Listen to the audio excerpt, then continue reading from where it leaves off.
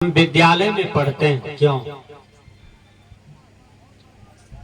क्योंकि अच्छा विचार हो, अच्छा ज्ञान हो, अच्छी बुद्धि हो। यदि हम पढ़ लिख करके गड़बड़ा जाएं तो फिर लोग हंसेंगे। लोग क्या कहते हैं तब? पढ़ लिख करके बकलेल हो गए, कहते हैं ना। फिर उसका समाज में कोई महत्व नहीं रहता है, फिर समाज में उसका स्थान नहीं रहता है। पढ़ाने लिखाने में माता पिता को कितना लागत लगता है? बहुतों लगता है। अभी देखिए बहुत से लड़कियां एसडीएम बनी है, डीएम बनी है, बीडीओ बनी है, यही 10 दिन के अंदर में।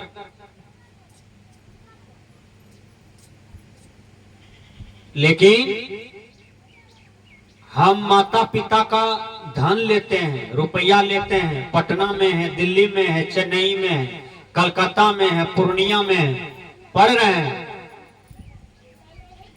घर आए घूम करके कुछ नहीं बन पाए। आज गजेड़ियों की संगति, भंगेड़ियों की संगति, शराबियों की संगति में रहते हैं और कुछ नहीं कर पाए।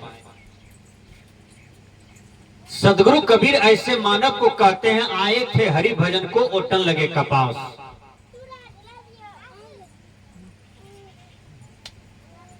हर आदमी को अपना परिश्रम का भरोसा करना चाहिए। हर आदमी के जीवन में सच्चा लक्ष्य हो।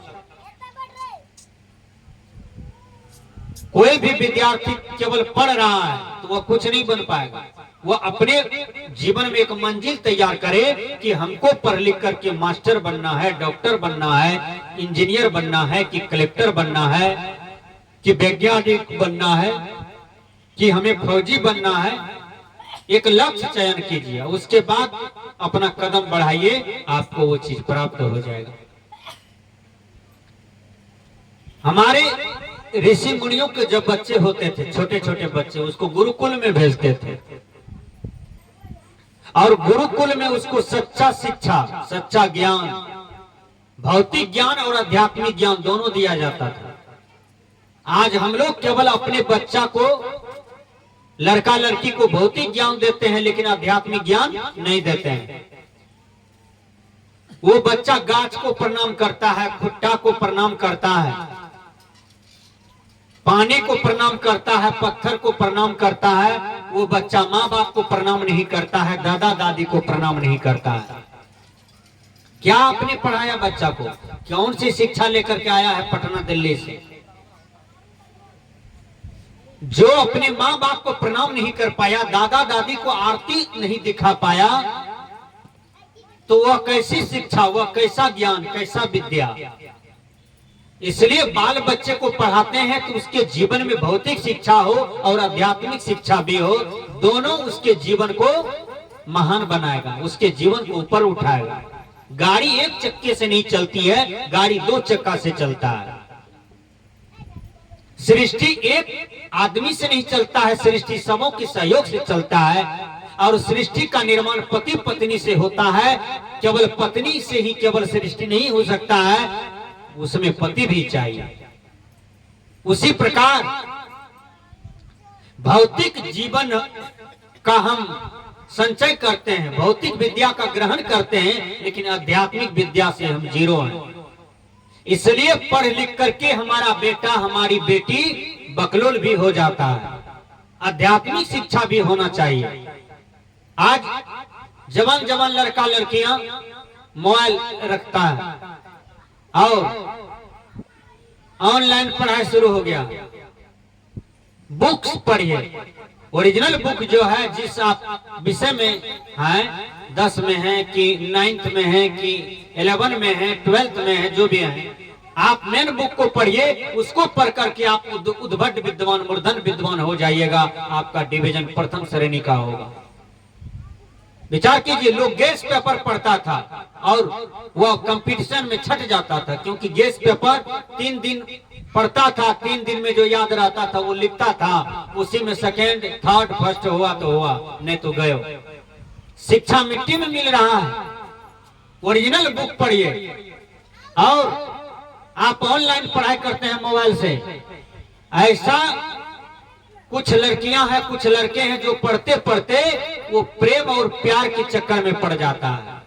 4-4 बच्चा वाली माँ जो है दूसरे की जवान बेटा लेकर के फरार हो गया। अब विचार कीजिए इस समाज का दुर्दशा क्या हो गया, समाज का कहां जा रहा है। नाती पोते वाला जो महिला है वो दूसरा विवाह करने के लिए चला गया। अब समाज का रिजल्ट कैसा है, विचार कर सकते हैं कैसी पढ़ाई पढ़ रहा है। तो ये मोबाइल का दुरुपयोग कर रहा है लोग। सदगुरु कबीर साहब जी कहते हैं, हे मानव तू अपने जीवन को बनाओ, अपना जीवन को निर्माण करो, अपने आप को समझो कि मैं इंसान हूं, मैं ये संसार में क्यों आया हूं, मुझे क्या करना चाहिए। तो यह बोध देता है कि तुम सत्संग में बैठो, मन से सुनो, ध्यान से सुनो। जब सत्संग ध्यान से सुनोगे, मन से करोगे, तो तुम्हारा जीवन जरूर विकसित होगा, जरूर सुख शांति को पाओगे। और मानव जीवन का चरम परम लक्ष्य है सुख और शांति। हम शरीर पाए, जीवन भर रोते रोते मर गए, तो फिर कैसा सुख, कैसी शांति। सदगुरु कबीर साहब जी कहते हैं कि सुख शांति के लिए सत्संग में बैठना होगा, सत्संग में जाना होगा, ध्यान से सुनना होगा। एक मेला में 3 मूर्ति बिकता था। अभी भी आप लोग पंडाल में हैं तो सब ध्यान से नहीं सुन रहा है।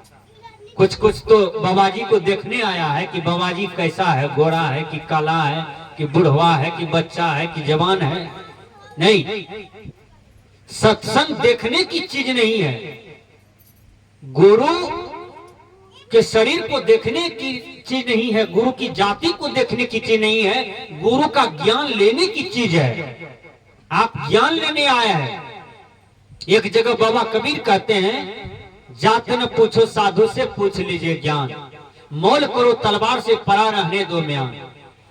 तो मेला में 3 मूर्ति बिकता था।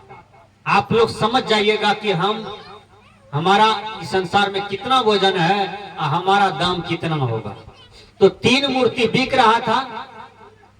एक मूर्ति का दाम था 5000, एक मूर्ति का दाम था 500, एक मूर्ति का दाम था 5 रुपया। विचार कीजिए, तीनों मूर्ति एक ही समान था, तीनों में इंक पेंट रोशनाई खर्चा लागत उतनी लगा था, लेकिन दाम में भिन्नता हो गया। क्यों भिन्नता हो गया? तीनों में 3 गुण था। तो जो भी आदमी आवे लेने के लिए मूर्ति तो बड़ा अजूबा था देखने में, वो सुंदर तीनों। तो कहता था भैया ये मूर्ति का दाम कितना है? तो 5 टका, ये मूर्ति का 10 टका, ये मूर्ति का 15। अरे एक मूर्ति का दाम 5000, एक का 500, एक का 5 रुपया है। अच्छा एक बात बताइए, ये तीनों मूर्ति तो एक ही समान है, फिर अंतर क्या है? तो कलाकार कहते हैं कि इस मूर्ति के कान में सिक्की दोगे ना, तो ये बायां कान में सिक्की देगा तो दायां कान से निकल जाएगा। इसका दाम है 5 रुपया। ये दूसरा मूर्ति का यदि कान में सिक्की देगा तो आधा दूर जाएगा, बस रुक जाएगा। कहा तीसरा मूर्ति का दाम जिसका 5000 है, कहा उसके कान में यदि सिक्की देगा ना तो सिक्की जाएगा लेकिन अंदर चला जाएगा। का इसका मतलब है सत्संगी 3 प्रकार का होता है। एक बायां कान से सुनता है, दायां कान से निकाल देता है। बस रामपुर वाली के दरवाजे पर सुने हैं, यहीं छोड़ देते हैं बात को। दूसरा नंबर का जो सत्संगी है वो भी सुनते हैं, लेकिन थोड़ा सुने, 1-2 ठो बात को ग्रहण किया, बस छोड़ दिया। तोलिया झाड़ा, गमछा झाड़ा, अचला झाड़ा, वही छोड़ दिया, विचारों झाड़ दिया। एक सत्संगी होता है जो सुनता है और भीतर में ग्रहण कर लेता है गुरु की बात, वो असली सत्संगी होता है। इसलिए जो असली सत्संगी है उसका वजन, उसका कीमत ज्यादा होता है। आप नकली सत्संगी न बने।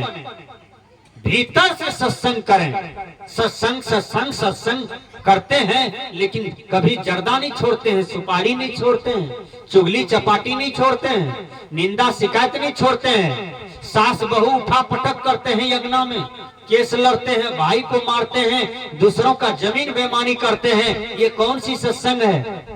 सत्संग का मतलब होता है कि सारे बुरे कर्मों का त्याग है, सत्य की संगति में हो जाना, यही तो सत्संग है। और जब आप सत्संग करेंगे तब आपका जीवन महान हो जाएगा, आपका जीवन पवित्र हो जाएगा।